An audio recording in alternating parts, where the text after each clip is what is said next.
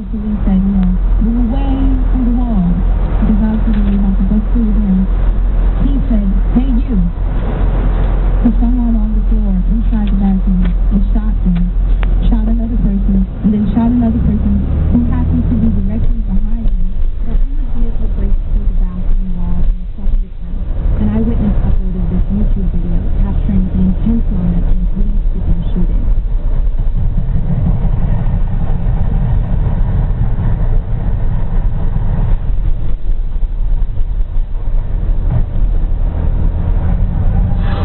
At 5:53 a.m., the Orlando Police Department tweets, the shooter inside the club is dead. We still don't know whether any civilians were hit in the garage. I finally heard the police arrive. They heard police yelling, drop it, and This is Angel Santiago, who is losing blood from early gunshot wounds in his left foot and right knee. they were expecting me to drag me to the courtroom. I yelled, the people shot, people who were killed in the bathroom need your help. The sun rose over Orlando at 6:27 a.m. on Sunday. The streets were still crammed full of people. First responders categorized the injured, separating those who could be helped from those who could not. Francisco Pabon, who watched the drag show with his friends earlier, was still outside, frantic, trying to find them. Pabon was on the street for hours, but says it felt like days. In all, 4 of his friends were hospitalized, 7 dead. He got word about the final death at 9:30 a.m. Llamada y me empezó a llamar a mí y me dice, se me fueron, She told me he didn't make it. We burst into a bag. I was asking why. There were hours of despair and angst. In the days since the shooting, Orlando has been trying to pull itself back together. But for neighbors who live near close nightclubs, like Jessica Walker, reminders of the tragedy are still outside those front doors. The most heart-wrenching thing for me right now is that because overflow parking happens on my street, there have been cars that have been there since Saturday, and they're still there, and you wonder. And now, almost a week later, some of those cars are still there. In Orlando, I'm Hanji Lawal. And I'm Caitlin Dickerson, NPR News. This story was produced by NPR's Sammy Yenigan, who's been covering the Orlando shooting with our reporters all week.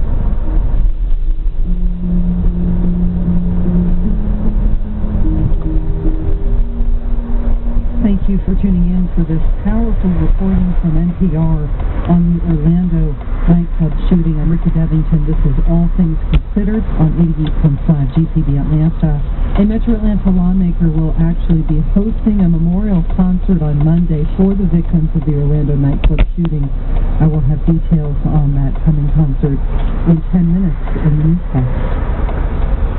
Support for GPB comes from our listener members and Northside Hospital, with an extensive network of healthcare facilities across Georgia, staffed with skilled, caring professionals dedicated to the wellness of the communities they serve. Learn more at northside.com.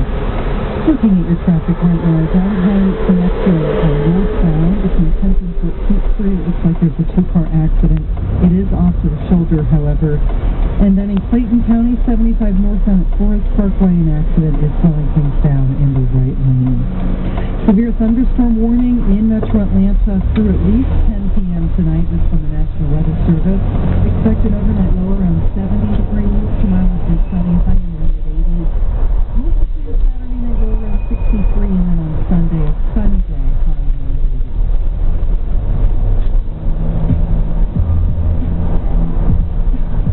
Every election season we hear about job creation. What does that mean in today's economy? Is somebody even want to make jobs anymore?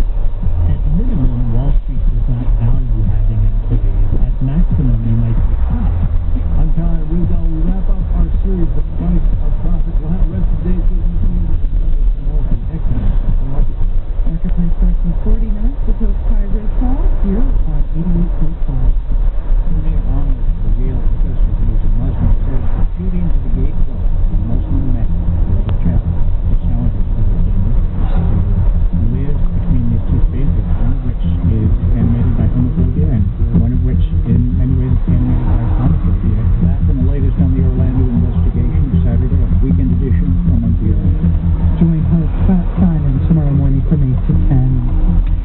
To Braves organist Matthew Kaminsky is tonight's Friday jazz performer at the Highlands of Arts.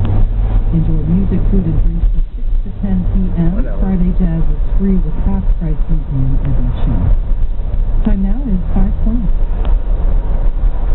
Support for NPR comes from NPR member stations and from Red Hat, providing enterprise open-source software solutions to companies in the Fortune 500, including airlines, commercial banking, telcos, and healthcare.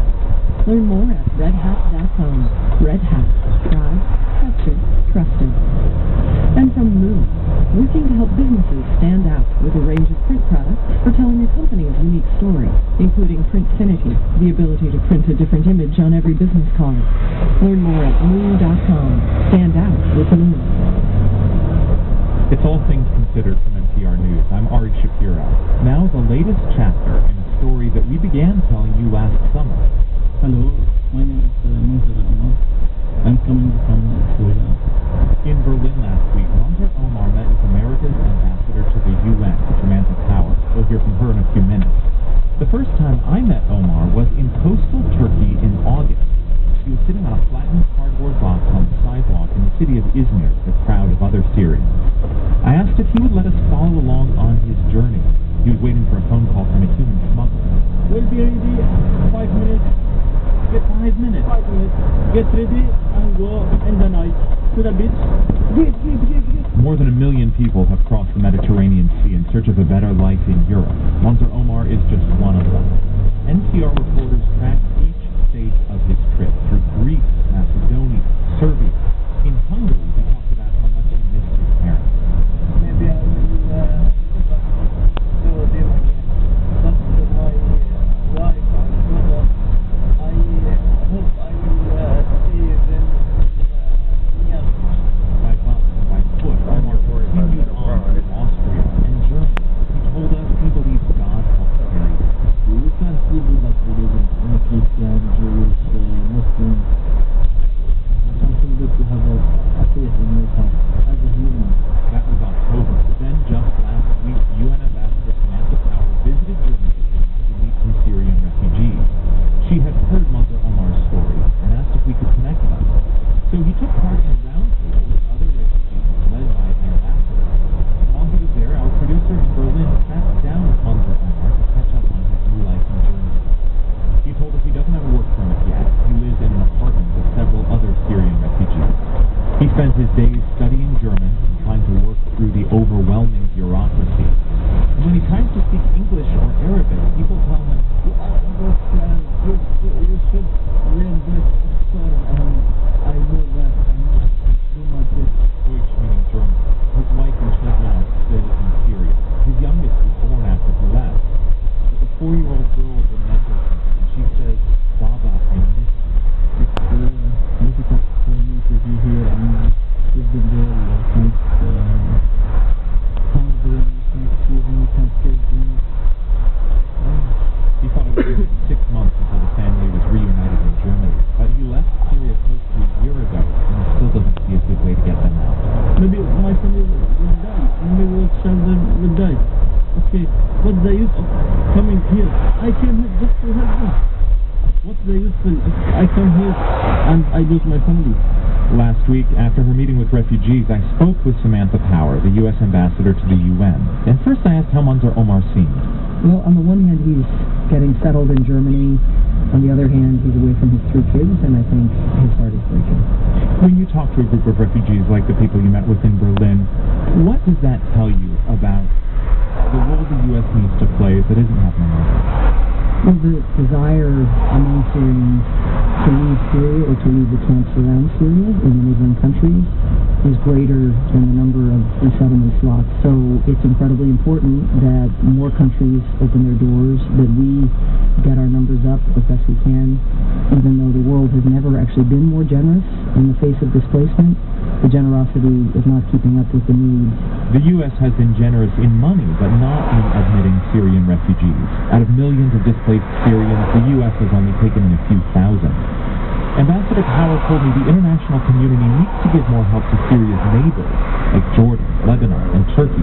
each of which has already taken in more Syrians than all of the European Union combined. Families who were living outside Syria in the neighboring countries began to see their rations cut by as much as half, in some cases cut altogether. We've given more than $5 billion in humanitarian assistance just for Syria alone, but it just wasn't keeping up. So people took to the road, they took to the seas. There's been huge loss of life on the high seas, but you still have people like Manzir who's desperate to be reunited with his family and who's trying to get his kids and his wife in the queue in order to get them to Germany, and I know it's something that the German government is trying to make happen. But it can't be the case that the entire population of Syria moves to Germany. Ambassador Power says ultimately Syrian families will have to choose whether to opt for resettlement. But it was hardly freedom of choice when your choice is get barrel bombed by Assad or go to a camp in one of the neighboring countries and be unable to feed your family, or entrust your life and your family's life to a smuggler. Those are not the choices that should be available to people in the 21st century. We have to do this. Manzir Omar told us now that he's in Germany, relatives in Syria asked him for advice on making the journey. He told his brother-in-law, don't do what I did. If you have a son, bring your family with you.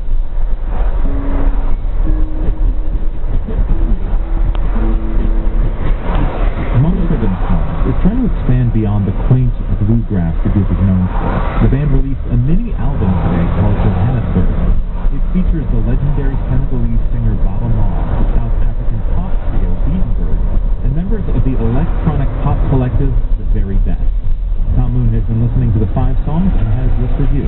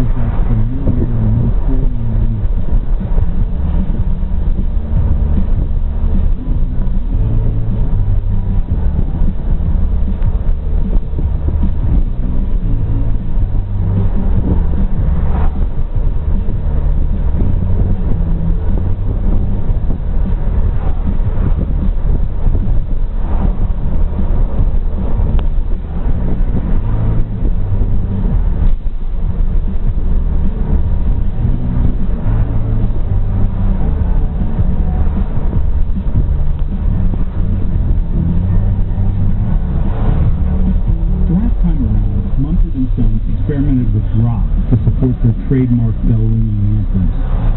The new EP could be criticized for sonic imperialism, but give the band credit for some artistic restlessness. These guys are not sitting still.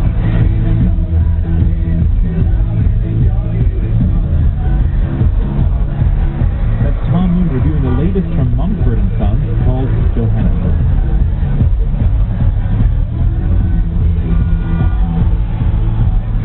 This is NPR News.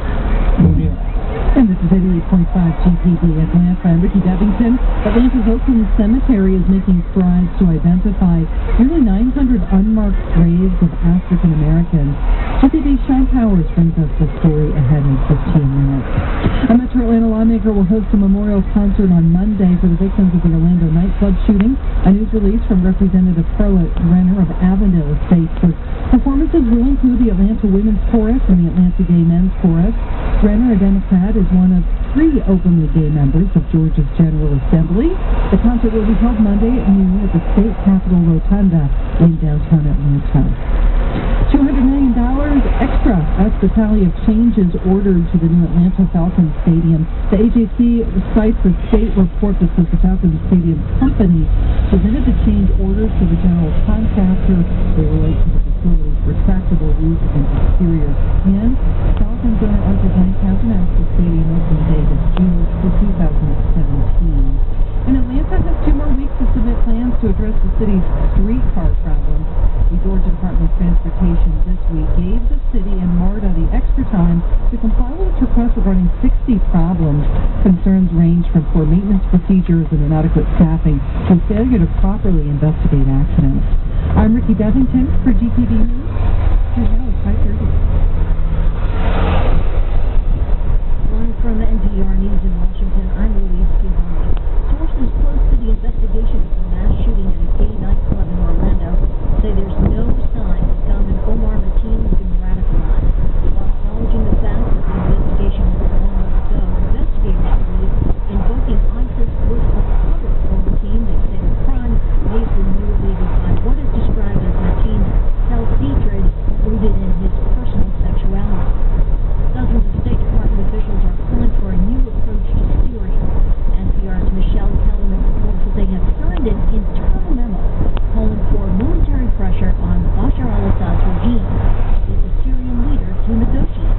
Some 60 diplomats are expressing their concerns through the so-called dissent channel. It's unusual for so many to sign on to such a cable, and Secretary of State John Kerry says he respects this process and will study their views. The Obama administration has been reluctant to strike the Syrian regime, and it is harder now with Russian warplanes backing Bashar al-Assad.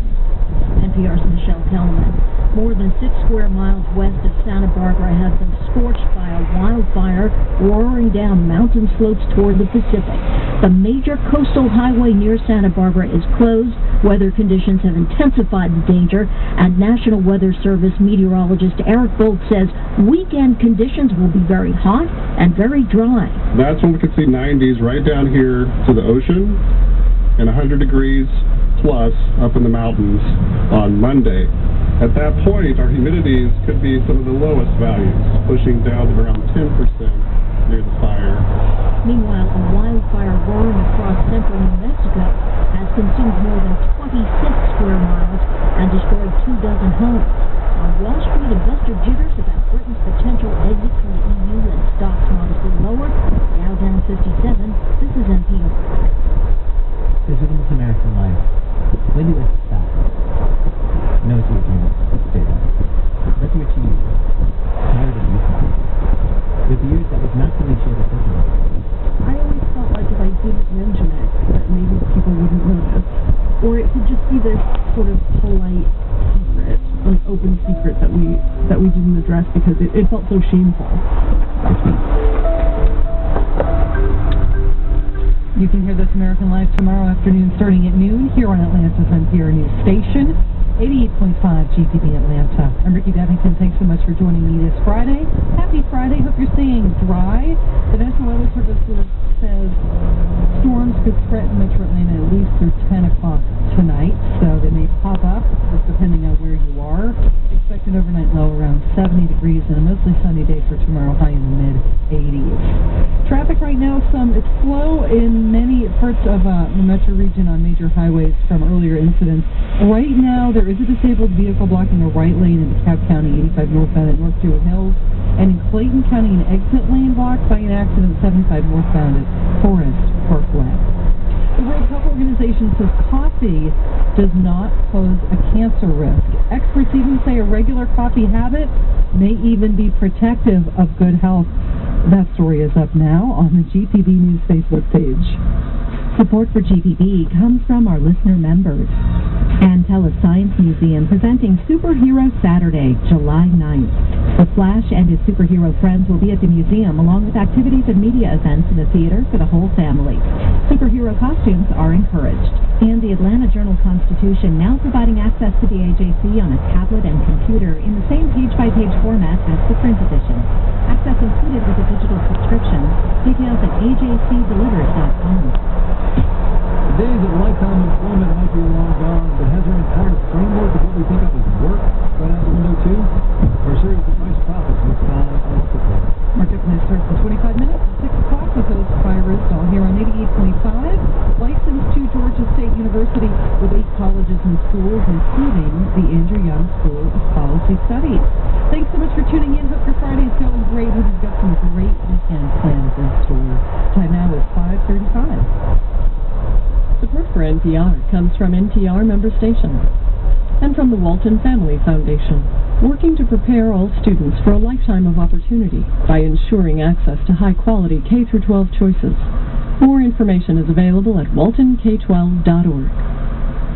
And from Epson, offering cartridge-free printing with EcoTank, their refillable ink tank printer. EcoTank comes with up to 2 years of ink for printing up to 8,000 pages. Learn more at epson.com/ecotank. This is All Things Considered from NPR News. I'm Ari Shapiro. This week's shooting at a gay club in Orlando was a sort of test for the presidential candidates. It was a chance for both Donald Trump and Hillary Clinton to show how they would respond to a sudden, unexpected tragedy. Both candidates shuffled campaign schedules in order to address the shooting, and as NPR's Scott Horsey reports, both offered windows into their very different ideas about governing.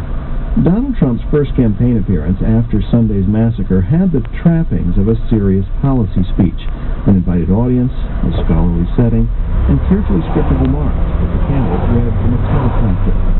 The underlying message, though, was not much different from Trump's usual dire warnings about immigration. He took his proposal to outlaw Muslim immigrants one step further. When I'm elected, I will suspend immigration from areas of the world where there is a proven history of terrorism against the United States, Europe, or our allies. Trump was characteristically vague about which countries that ban would apply to, and his campaign did not respond to repeated inquiries. Mary Haybeck of the American Enterprise Institute said, given the homegrown attacks in Paris and Brussels, much of Europe could send immigrants to the United States. Does that include France? Does it include Belgium? He really doesn't explain. Brian Michael Jenkins warns Trump's plan could backfire as it makes blacklisted countries less willing to cooperate with the U.S. Jenkins has been studying counterterrorism efforts with the RAND Corporation for more than 4 decades. I somehow have a feeling if there were easy solutions, we would have come to find them. Jenkins says the U.S. used to focus on countering the tactics of terrorism, with airport metal detectors and barriers outside buildings. Then it tried a military campaign. But despite years of effort, terror attacks have continued. Jenkins says it's no surprise some people have gravitated to Trump's proposal to try to wall off the United States. When people become frightened, ideas like that become very, very popular. But it's essentially medieval, and it doesn't